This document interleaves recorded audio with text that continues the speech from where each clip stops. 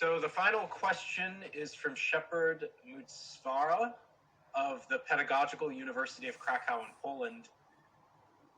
And he asks, Poland has adopted an anti-Muslim narrative and as such would rather accept Christian refugees. What is the role of Christian organizations in advocating for the rights of others, and uses the other in the Levinasian form?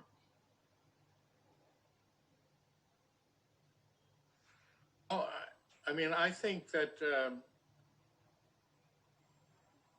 the anti-Muslim narrative that you describe as having been adopted in Poland seems to me to be very regrettable.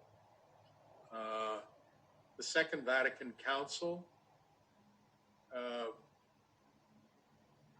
has been very vigorous in talking about the need for interreligious communication and collaboration by the Roman Catholic community, which has obviously been a very strong community in Poland. Pope Francis has been extraordinarily vigorous, not only in his advocacy on behalf of displaced people, but he's also been very vigorous in his pursuit of dialogue between Catholic Christians and Muslims.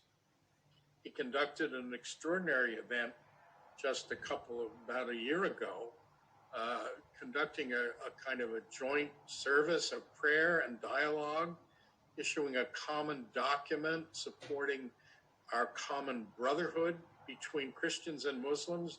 It was jointly prepared by himself and the Imam of Al-Azhar University in Cairo, which is in a certain sense the leading voice in Sunni Islam.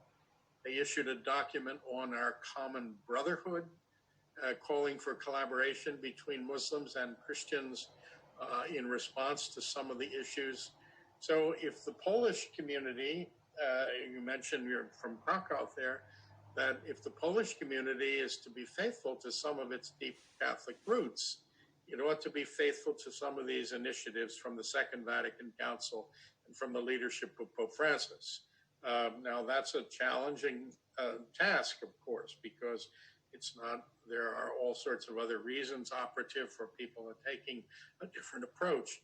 But from a normative Christian and Catholic point of view, going to those norms from the Second Vatican Council and from the teachings of the Pope seemed to me to point in the direction of saying that an anti-Muslim narrative is not the appropriate narrative for a church, for a country, or for anyone who considers themselves faithful to the Christian tradition. Great. Thank you, David. So I said that was the final question, but